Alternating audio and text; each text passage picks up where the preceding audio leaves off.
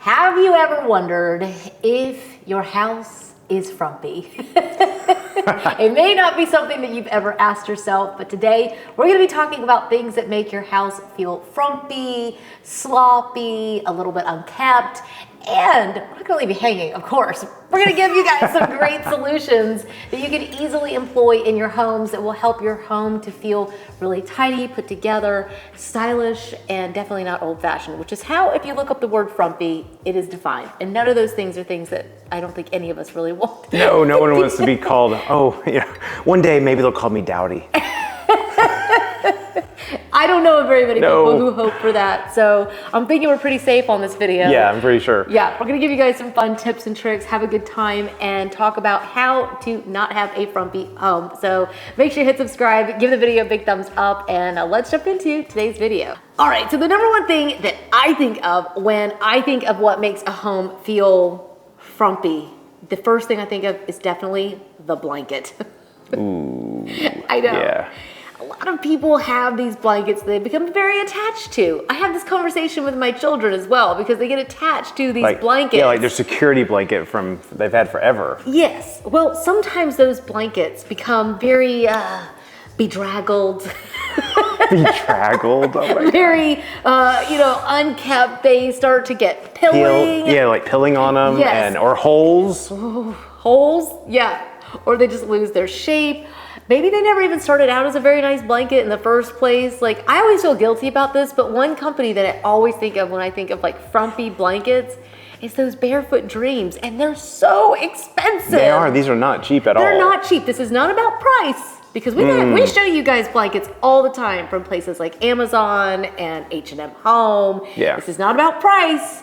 It's about the way that it looks. And I think that when you have a blanket like sitting on your sofa that looks just kind of worn out, it looks messy, tired, it can make the entire room feel frumpy along with it. And I just think that typically that's not a look that most people would want. I mean, do we really want our living rooms to look frumpy? No, I don't know of anyone that wakes up and says, I want it to look frumpy today. Let me pull out the 35-year-old blanket and let's make it happen. Yeah. Like, no one says that. Yeah, so I think sometimes we have to look at what we have. We become a little bit, we call it nose blind, right? Like, you become a little bit blinded to the condition of certain things in your home. And I think the blanket is definitely like the immediate one that I think of that I see a lot. Yeah, so, if you go to lay underneath the blanket and one of your toes sticks through a hole, that's probably, that may be a warning sign. That's a sign. It's time. Yeah. It's time. And you can keep them, just put them away somewhere. Yeah, like, that's no big deal. You can always donate them to like a dog shelter or something where they need blankets or something like that. Idea. But because generally I don't think they want worn out, icky stuff at the, at Goodwill. And no. Yeah, so. Tell them it's a Swiss blanket. It's just cheese. Yeah. Yeah. None of these things really help our home to feel homey. They can be a little bit depressing. Actually, it can really bring the mood down of the room. So this isn't about just being fashionable and fabulous. I mean, clearly we all want that. I mean, who doesn't want to be fabulous? Yeah. But there's a little bit more to it. It's a cue to you when you walk into a room. It can be kind of dragging the mood of the entire space downward. So I would think about maybe just replacing that blanket, passing that one forward, and replacing it with so many of the suggestions. I've got, fur blankets that we buy on Amazon. We've suggested some from H&M Home quite a bit, where they are just really, really beautiful, long-lasting blankets, and they're not like overly cozy. I think that like those ones that it's also the blanket itself. Yeah, like the ones, have you seen the ones where your entire family of 50 can get underneath them? Yes, it's like those onesie things that have been really in. It's the equivalent to that for the blanket. Like it's kind of made as a joke, but then people like gravitate towards them and then start decorating the room. I mean, if you've got one like that and you love it, just put it in a basket with a lid on it. If your blanket can double as a parachute, that's probably too large at this point. Yeah. I mean, they're fun. There's no doubt about it. It's almost like a gag gift that you buy at the holidays. It's not something that you necessarily decorate your living room with. All right. Next up we have it's gonna be bad. This is the bed. Oh, talk about the scene of frumpiness. Oh my gosh. It's like a horror film, you know. It's like the sheets haven't been switched out recently, or you've kept them for so long they have holes and stains. Do I dare say it? Oh, God, what are you trying to do to me? You guys know what I'm saying is true. Okay, we've all been there, right? When you pull the sheets back, you wear this, like, you used to wear this hair paste that would Oh my gosh. discolor all the pillows, and I was like, ah. Never discolored my hair. I still have lots of gray, but it would mess up a pillow so fast. Yeah, so sometimes it's not that you're doing anything necessarily on purpose, but sometimes, you know, the hair products or your lotions. A pet. Or a pet. Yeah. Sometimes you actually have just owned something, like you were like, oh, look, I've got my sheets from when I was a kid, and I was like, yeah, yay. They were Star Wars. But nobody wanted to sleep on them because No one did want to sleep they out were on worn them. out. Yeah, but Luke Skywalker's on there. That's all that mattered. And I think we may actually still have them. I may have just put them in, you know, one of the memory bins. Yeah, which we store at Goodwill. Hey, No, I'm noticing a trend. no, we did not do that. But maybe, okay, maybe. I'm not sure. I usually give stuff back to your mom. That's true. She has archives in the basement of all of our kids' stuff. Yeah. So yeah. So I do think that when you have tattered sheets, you've got a quilt that maybe has holes in it, you've got blankets, it's just the whole thing is just a hot mess. It's just. I mean, think about this. If I wore the same sweater every single day, 8 hours a day for 4 years, what would it look like? But that's what we do to our beds. Yes. Yeah. Yeah. You know, they're gonna look rough. They're just gonna be worn out. Yeah. And if you don't fix your bed, then you just it's just a frump mess. What the frump? What the frump? Oh my God, there's another mug. What the frump is this? Yeah. That is not a good way to wake up. It really will set your mood. Like, I know a lot of times people think that these videos are all about aesthetics, but this is stuff that goes so far beyond aesthetics. This is about, we're getting deep. This really is about how your home makes you feel, and it is important. It's important. Yeah. So if you wake up in a sloppy, messy bed where the sheets are kind of coming out and they're, like, I can't sleep in the bed if the sheets are not pulled tight. Like, if they're like, it doesn't matter if it's 3 a.m. It doesn't matter. I'm like, no, I'm not sleeping on that. I'm like the Princess and the Pea. Like, one little wrinkle and I'm I can feel it. Wake me up. Yeah, we started getting ready for bed at 8. We don't. But I don't like that feeling. I don't like the way that it feels to have that messiness in the bed. So just first thing you could do is just switch out the sheets, get a fresh set on the bed. Yeah. But you also may need to look at your bedding and just really be honest with yourself and say, this has seen better days. I'm not going to tell you not to shop, like beautiful Italian linens. That's amazing. Yeah. But if you're looking to do it on a budget, Amazon, I've actually had the Amazon sheets. Yeah, you have. And their duvet on the bed for a while. And the most recent one is the H&M stuff. Oh my gosh, it's so good. Oh yeah, it is. And these are all really affordable options that will definitely dispel the frump from the bedroom. Next one is the messy bathroom countertop. Okay, now you're getting personal. I feel like this one's aimed at me. I think it is. I like my stuff accessible. You're like the king of frump. I am, because I have as many products as you have. Yeah, maybe more. And I'm like, gosh, where did all this stuff come from? Well, Yeah, and it's like you don't like to organize, so I'll come in and help you like clean stuff out. You're so sweet, so helpful. I think having stuff spread out all over the countertop, and let's just lump in the kitchen as well.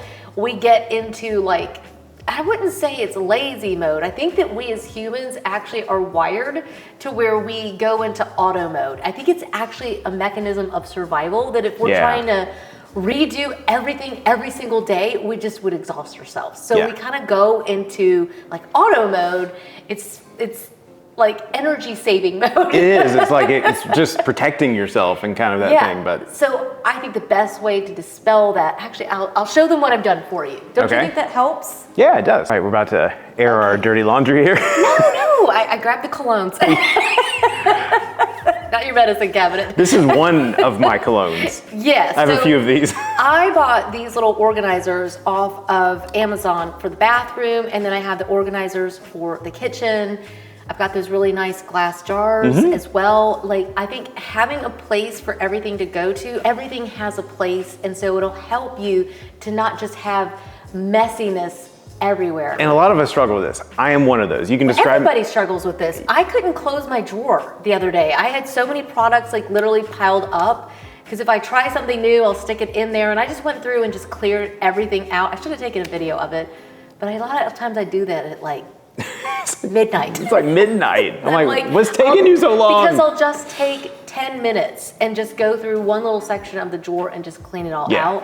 And I have like a separate drawer for like extra face wash or something. Like if I'm trying a new product, I'll just have the one that I'm using right now in there. Yeah. That seems to really help. Same with the kitchen. We try to keep what we can actually store in the kitchen rather than overbuying, and then occasionally it just gets out of control and there's chips falling out and everything else. And we're like, no more grocery shopping until we eat this down. The pantry's throwing up. It's time to stop. So. I have no idea what you're about to say. Yeah, the next one is, look at me, I got a nervous habit. I know. Calm down. I'm like, I don't even normally do that. No, that's like a Jag thing. That's a Jag thing. I'm like getting anxious. I'm like, oh, I'm about to like. For once, I'm the calm one. We visit a lot of people's homes. Yes, and we see a lot of photos of people's homes when they send them in. They invite us in because they know something's amiss. And sometimes they may even be having a battle with a certain other person that shares their home with them. And a lot of times it's related to either A and or B, the couch itself, or perhaps the recliner chair. You went there. I know so many of you. Oh, you just right in. Yep. I can hear the clicking from here. I can hear the clicking from here. And what do I do if he won't replace the horrible chair? The center point of your living space. The Archie Bunker center of humanity, right? It can possibly be, you may be having some serious frumpy issues if you've got those worn out, think about it, just worn out, you know what I'm talking about? The worn out sofas, the chairs that literally have his butt imprint in them. Oh my God, what was the word we learned yesterday? What was it? Something form. Nazi-form. Nazi-form. Nazi-form. That was a word. A tree or a peach or any other object takes on the shape of a butt. A buttocks. So, yes. So if the chair. When your recliner has a Nazi form. Yeah, that's not good. That's not good. You have entered the stage of frump. And honestly, I know a lot of people are like, it's so comfortable. I'm like, yeah, but it's probably not giving you great back support at this point. Not at all. If it's that comfortable, if it's wrapped around you. If it's wrapped around you, it may be time. So I know a lot of you have this disagreement with a spouse. I mean, clearly it can be of any sex, but we all know that it usually is of one gender. Yeah. But I do think that those things can really affect the way that you feel. And I think it is a conversation that you just have to have with your spouse, if it's theirs, or maybe a conversation that you have with yourself, that this isn't a good way to live. It's not just about being fashionable, but about just this sort of sloppiness. And I have found that if I'm sloppy and messy in one aspect of my life, it overflows into the other parts of my life. It does. It's like kudzu. We're getting deep. I know, but stuff like this, all of it's like kudzu. If it's high energy and like optimism, it spreads. Or if it's like frumpiness and a little bit of messiness, it also spreads. It does. And then you find that the whole house just starts to just get messier and messier, and it builds upon itself, and it's so messy that you just don't know what to do with it anymore. So I do think that those worn out sofas, they just, they have like big spots in them. The chairs Just and old, things. like some of those just They need to- misshapen. And You can actually reupholster. I know you might not want it. If you're trying to get the recliner out, you may not want to mute this part. may not reupholster the butt cheeks, but They may need some stuffing in them. You don't need to be that comfortable. I mean, that's taking comfort. I think that's what it is about frumpiness, is like taking comfort to a level that it should never really go to. no.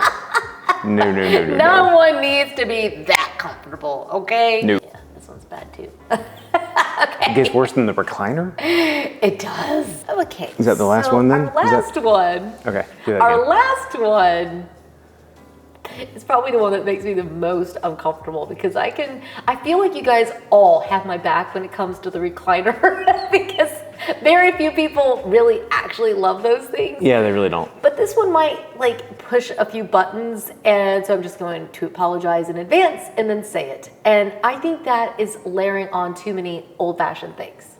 So there you go. I'm sorry in advance.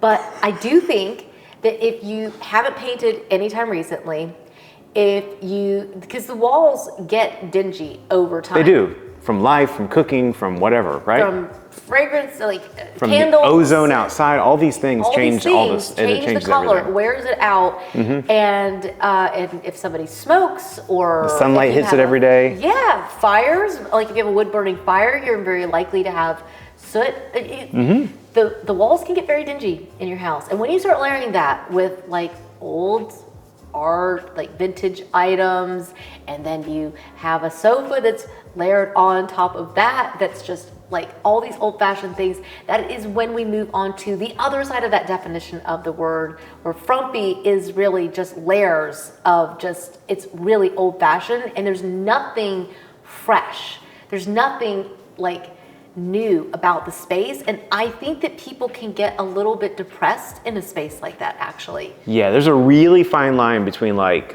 academia design and just frumpy. Yeah, like really cottage fine core line. can be really nice, and there's a lot of pieces out of that. Like, you know, you can use those pieces in your home if you like vintage pieces, but it's when everything is layers upon layers of things that are a little bit worn out and dated, and there's no fresh take on it. Yes. That's when you're moving towards the frump. The frump is setting up on you. I think the other example is what, like the 90s version of frump is like beige on beige on beige. It's beige walls, it's a beige sofa. But there's one small layer of burgundy, and then it goes back to beige and beige and beige again. So yeah.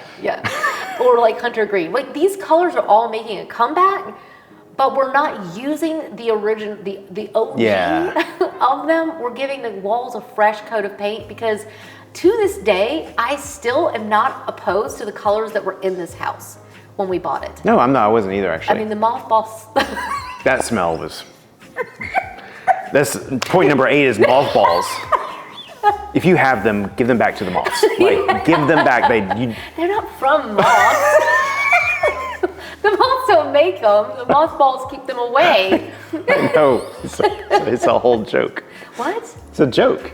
Oh, like when I like has a different meaning to it? No, like where do you get mothballs? Between his legs.